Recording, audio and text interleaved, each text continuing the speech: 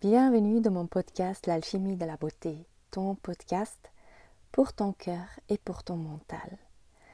Je m'appelle Nicole Herman et ma vision avec ce podcast est de t'enthousiasmer, d'aller pour ton chemin authentique, de retrouver ce qui te fait vibrer et de rayonner ta lumière autour de toi pour inspirer les autres.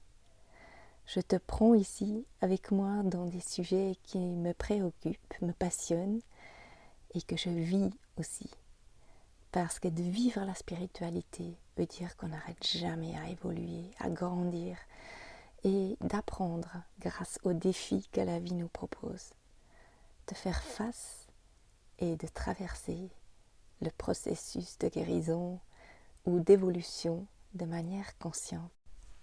Et aujourd'hui, j'aimerais t'emmener avec moi de comment reconnaître si une situation ou une personne est bon pour moi. Ça fait un moment qu'une idée me trotte dans la tête et que je voulais partager avec vous dans ce podcast. Et d'ailleurs, ce matin, je m'étais dit que j'allais m'asseoir pour l'enregistrer.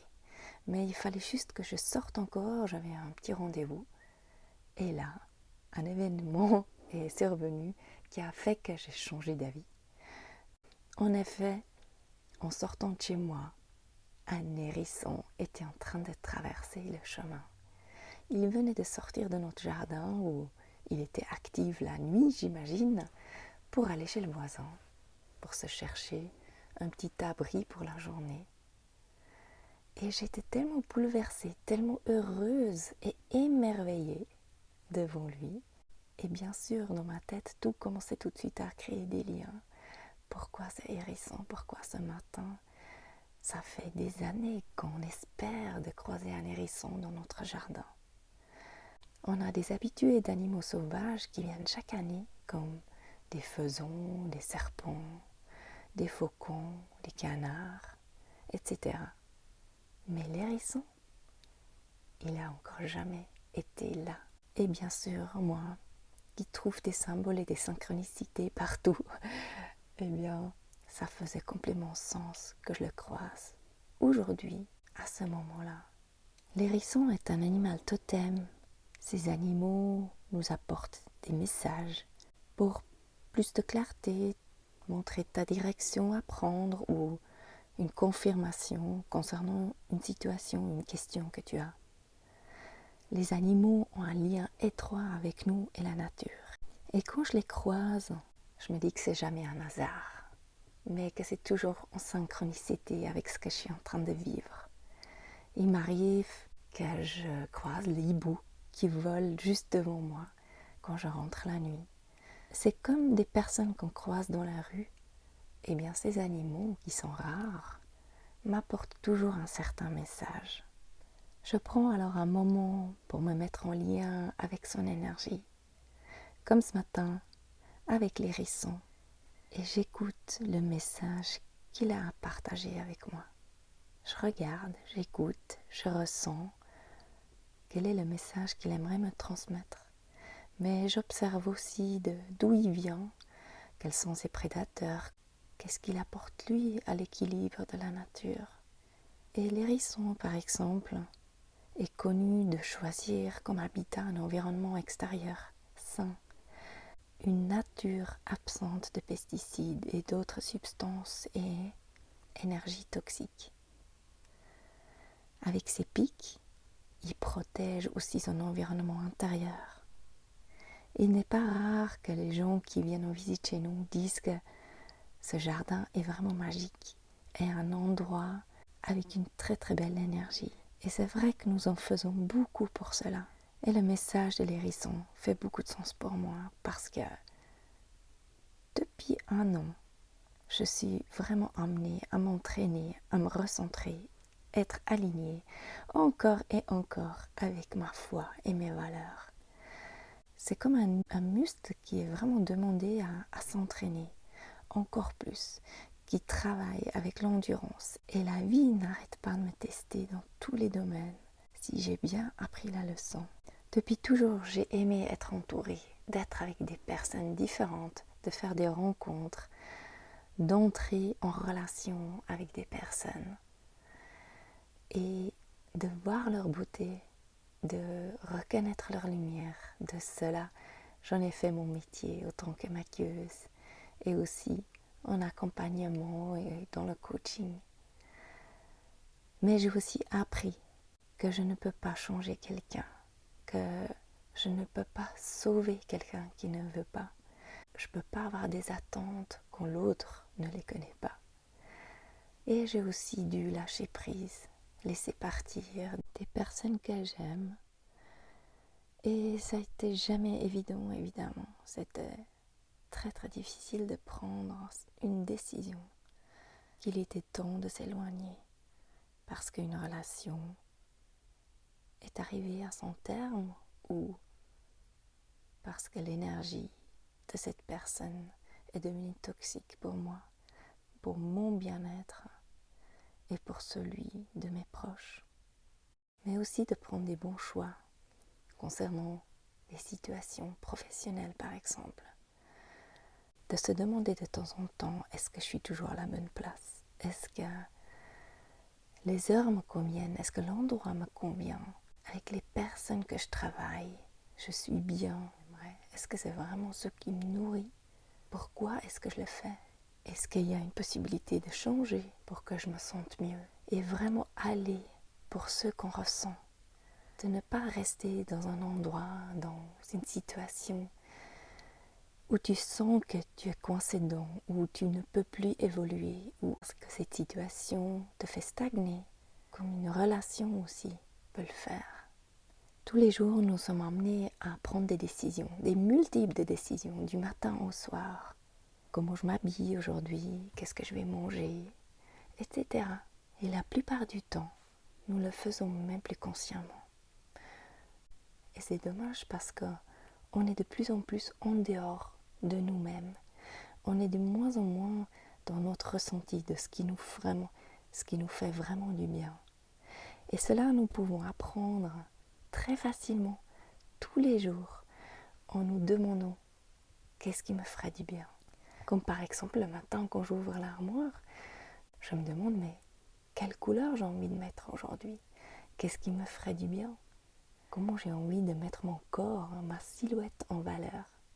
Et quand je dois prendre une décision de quoi manger, fais-le de manière consciente et demande-toi qu'est-ce qui te ferait du bien. Qu'est-ce qui ferait du bien à ton corps de manger maintenant?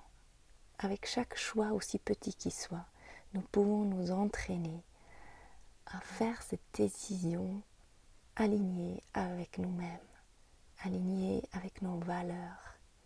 Mais sache que chaque décision est juste. Ce qu'il te faut, c'est de prendre une. Parce que tant que tu ne prends pas de décision, ton système reste en suspens. Il a envie d'envoyer l'énergie quelque part, dans une certaine direction. Là où tu prends le choix, eh bien, tu envoies de l'énergie dans cette direction-là.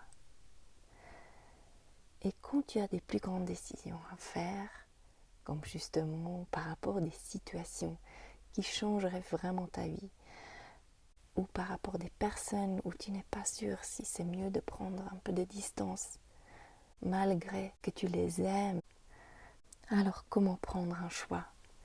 Comment prendre une décision quand les émotions prennent le dessus? Ou comment choisir une situation quand le mental analyse tout? Alors je vais te montrer comment moi je fais. Et je te propose de prendre un petit moment de calme, de te détendre, de prendre quelques respirations profondes et créer un espace vide à l'intérieur de toi. Et maintenant, invite cette situation ou ce projet ou cette personne dans cet espace dont tu aimerais avoir une réponse, dont tu aimerais prendre une décision. Imagine-la dans cet espace ou simplement l'intention qu'elle soit là suffit largement.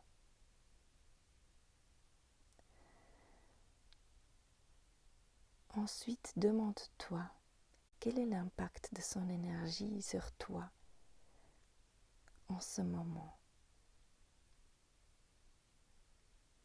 laisse monter le sentiment.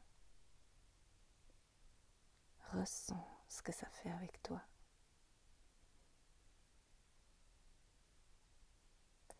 Et ensuite pose la question si cette situation reste à plus long terme ou si c'est une personne, quel est l'impact sur toi-même si tu la croises souvent, tous les jours, pendant les prochains mois, pendant les prochaines années. Et là, de nouveau, permets-toi de ressentir. Comment te sens-tu? Est-ce que tu te sens bien, heureuse, pleine de joie? Ou au contraire, est-ce que ça t'angoisse? Est-ce que la poitrine te serre? Est-ce que ça te rend fatigué? Ressens vraiment physiquement ce que ça fait avec toi.